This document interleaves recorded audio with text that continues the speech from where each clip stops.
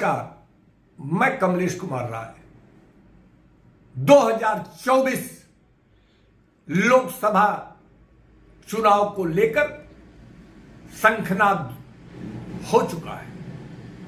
4 जून को चुनाव का परिणाम घोषित होगा। आदर्श और नैतिकता के इस चुनाव में बात करना तो लगभग बेईमानी माने जाने लगी है। सत्ता पक्ष यानी भाजपा जहां एक तरफ पूरे देश में चुनाव को लेकर एक माहौल बनाया जा रहा है, भाजपा को 370 और एनडीए को 400 पार के नारे के साथ विपक्षियों को दबिश में लेने की स्थिति का निर्माण खुलकर भाजपा कर रही है। वहीं इंडिया ग्रुप इस 2024 के चुनाव में मुद्दों के तलाश में जुटी है। सत्ता पक्ष इस चुनाव के दौरान जमीनी मुद्दों से इतर जम्मू कश्मीर में 370 धारा हटाए जाने से लेकर भव्य श्री राम मंदिर के निर्माण और यूसीसी से लेकर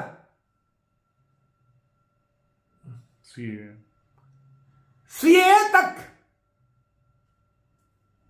में किए गए अपने कार्यों को जनता के सामने रखकर यह चुनाव लड़ने जा रही है। बेरोजगारी, भ्रष्टाचार, गरीबी और किसानों से जुड़े समस्याओं को तो भाजपा के लिए कोई समस्या ही नहीं रह गई।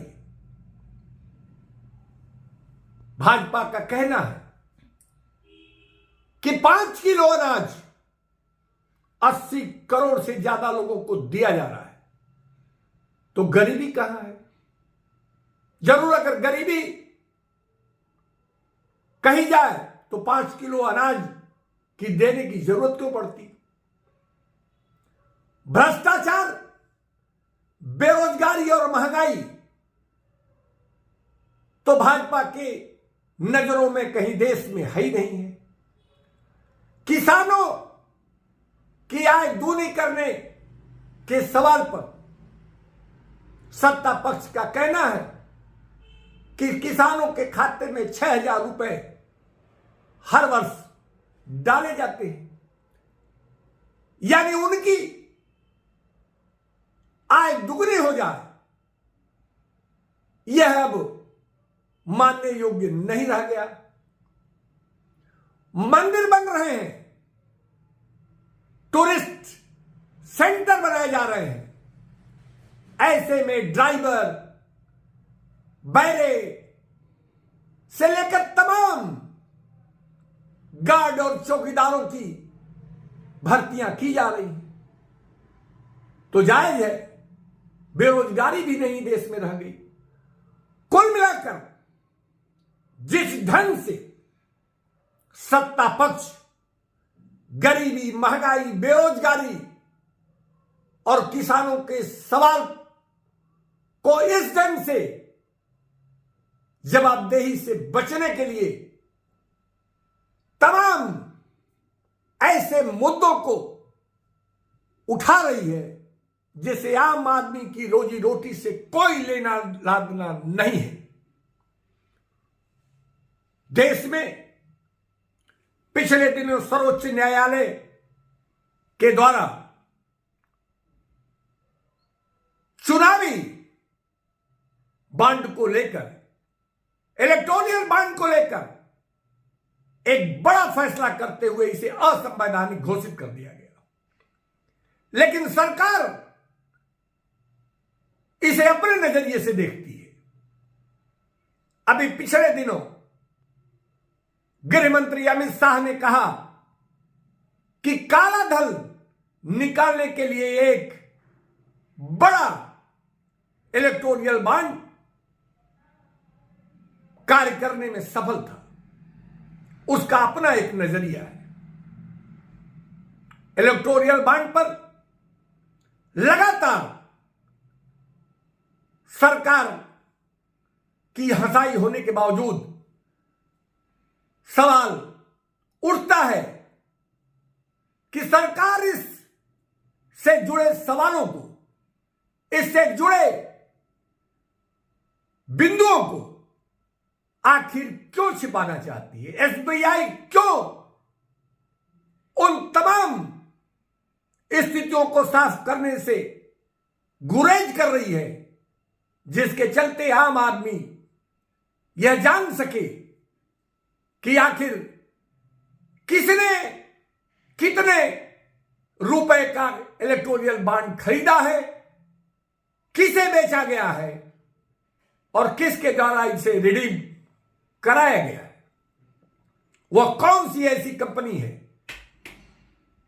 और उसके द्वारा दिए इलेक्टोरल बॉन्ड के एवज में उसे सत्ता पक्ष के द्वारा कोई फायदा दिया गया है या नहीं। आखिर यह आम मतदाता को अपने मतदान करने के पूर्व जानने का क्या संवैधानिक अधिकार नहीं है। कुल मिलाकर जिस ढंग से इलेक्शन कमीशन ऑफ इंडिया में 2 आयुक्तों को नए कानून के तहत चयन किया गया, उस पर सुप्रीम कोर्ट का भी यह कहना था कि जब सुप्रीम कोर्ट में यह मामला लंबित था, ऐसे में 2 आयुक्तों को नए नियमों के मुताबिक चयन करने की जल्दीबाजी का औचित्य क्या होता है। कुल मिलाकर जैसा कि मैंने शुरुआत में ही यह कहा कि आदर्श और नैतिकता की बात करना अब लगभग बेईमानी हो चली है। सिर्फ इस पूरे चुनाव के दौरान कौन किस ढंग से माहौल बनाने में कामयाब होता है, कौन जनता की से जुड़े सवालों को बड़े ही समझदारी और होशियारी से उसे नजरअंदाज कर एक नया शगुफा छोड़कर चुनाव को एक नई दिशा देने में सफल होता है, यह देखना दिलचस्प होगा। उपभोक्ता मंच के लिए आज बस इतना ही। नमस्कार।